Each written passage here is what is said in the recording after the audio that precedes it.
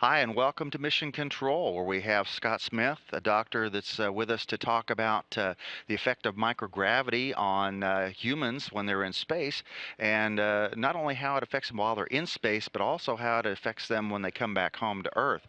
Welcome in, Scott. Thank you. It's good to be here. So you are the principal investigator for a couple of different experiments on board the space station. One that's called ProK, another one that's called nutrition. And you recently published a paper about vision changes in astronauts in space.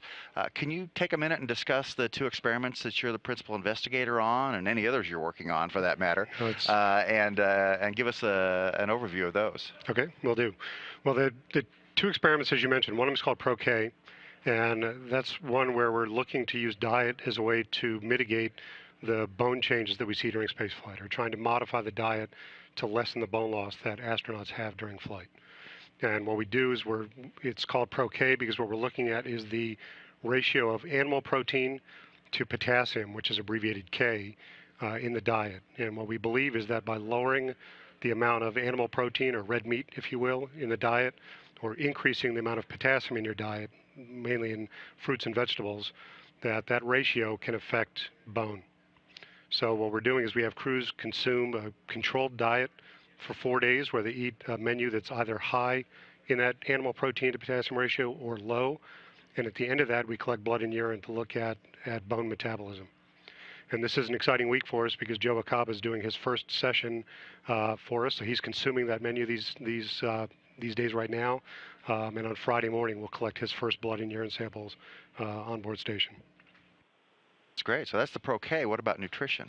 The nutrition experiment has been going on a little bit longer, and it in some ways looks the same, in that what we're doing is collecting blood and urine samples from the crew over the course of a 6-month mission to look at nutritional changes and other biochemical changes that we can see in blood and urine.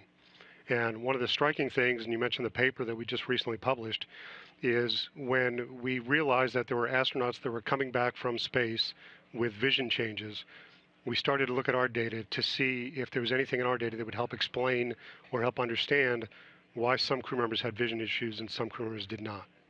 Okay? And when we started looking at the data, what we quickly found was what we would call differences between folks that had vision changes and folks that did not in parameters in what we call the one carbon metabolism pathway, which is a mouthful. What this is, the way I like to think of this is, if you think of the human body as a factory, that within the body there are a number of assembly lines that do different things. They either make things, they move things, sometimes they break down things. Okay, the one carbon metabolism pathway is one of those assembly lines. Okay, and on an assembly line, the way I like to think about this is that if you're working on an assembly line and you have two conveyor belts bringing you parts, and your job is to put those two parts together, if one of those conveyor belts slows down, the other conveyor belt will start to back up. That is, you'll have extra of those parts. Okay, and that is what happens in the body. That if one pathway slows down, some of the things in that pathway will build up. And what we found when we started looking at the blood of astronauts that had vision issues is we found elevations in 4 of the compounds in this specific pathway. And what that led us to believe is that, well, first, it led us to think that there was something going on with the one carbon metabolism pathway. Okay. The next thing you do, the reason we were looking at this pathway to begin with is that it's very nutrition rich. There's at least 4 vitamins that are involved in this pathway: vitamin B6, vitamin B12, folate, biotin. And the first thing you need to do is rule out deficiency of those vitamins, because if you're deficient in folate, for example, these pathways will be altered as well. So that was our first concern. And we went in, long story short, we verified that we did not have any crew members who were deficient in any of those vitamins. Okay? So what we then started doing was looking at this pathway and trying to understand it better ourselves. And we came to the realization that what happens oftentimes is that there are enzymes in these pathways that help to work. Okay, so the enzyme in this case is the person putting those two things together on the assembly line. Okay, and what we realized is that there are differences in different groups of the population in these enzymes. Okay, and the differences exist in large percentages of the population. So for instance, one specific enzyme we looked at about half the population has one form, about a third has another form, and about 15-20% has the third form. And when you're talking about the population, you're talking about the entire human The race. entire human population, that's right. And so what we're talking about is 15, roughly 15 out of every 100 humans has this particular enzyme that causes this pathway to work slower. And so we're not talking about random occurrences or 1 in a million type things. This is a lot of people. When we started to look again, when we found these differences in the astronauts that had vision issues, specifically what we found is that not only were there differences between those that had vision issues and those that did not, we found those differences before flight. So we realized this it likely had nothing to do with spaceflight itself, but that this may have been related to something that was different about those individuals before they even flew. So this was obviously a very exciting find. And what we're now trying to do is we're going back and doing a follow-on study that will allow us to go in and look at those specific enzymes to see which type of enzyme these individuals have, to see if this is right. Because that is, there is the possibility that this is still a fluke, that we found a difference, but that it has nothing to do with the actual vision changes. So we wrote a proposal, we got approved to go do this follow-on study, and earlier this month we actually started recruiting subjects to participate in that, where we're actually going back to the astronauts, talking to them about the experiment, and asking them if they'd be willing to allow us to collect blood to go in and look again at the exact specific enzymes. So it's a very exciting point in time. And so, if your hypothesis ends up being correct as you do your follow-on studies, there's some important ramifications for long-duration spaceflight, aren't there? Well, I would say two things. One, again, if our hypothesis is right, there could be some significant implications for long-duration spaceflight. And NASA, when we realized that there were vision changes in astronauts, it's been described as the most significant clinical issue of human spaceflight to date. Okay, so this is something that we need to fix before we go further. And there's a lot of folks out working hard trying to better understand this, trying to figure out ways to counteract it and protect against it.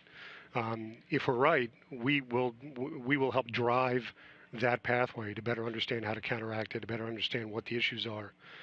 If we're right, beyond NASA, this pathway affects, again, 15, 20 out of every 100 people. And the implications for treatment of disease on Earth or understanding of disease on Earth could be significant. Great. Well, that's a really potentially big benefit to the human population based on research that's done on astronauts on orbit. Absolutely. Absolutely. Well, can you tell us a little bit about how microgravity itself makes your experiment possible? How does that change the game? Well, it depends on what you're looking at. For going back to the Pro-K experiment where we're looking at bone, what spaceflight allows us to do from a bone perspective is to study very healthy individuals in a very unique environment, that is weightlessness. And what happens is the astronauts lose bone at about 10 times the rate of a woman with osteoporosis. So what it allows us to do is narrow in and study people that typically don't have other health issues, and in a much shorter amount of time allows us to study how to counteract the bone loss that we see in spaceflight, which again, the potential implications of that for the general population are significant. And we can do studies and learn things in a matter of months that would take 5, 6, 10 years to do in a similar ground-based population. Okay. It takes a while for those kinds of things to be manifested in normal medical treatments here on Earth, right? Absolutely. And changes in human physiology tend to be rather slow, which is a good thing for us. But understanding them and the research that it takes to better understand a disease process or a physiological change, to better understand the process and figure out ways to counteract it, is indeed a slow process. Okay. Where do you work here at the Johnson Space Center? I work in what's called the Nutritional Biochemistry Lab within the Space Life Sciences Directorate here in Houston. And is that the traditional kind of laboratory that you'd expect to see in anybody that's studying nutrition?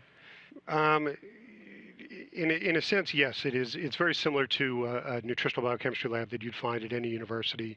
The difference is that we, by the nature of what we do, we cover a much broader area.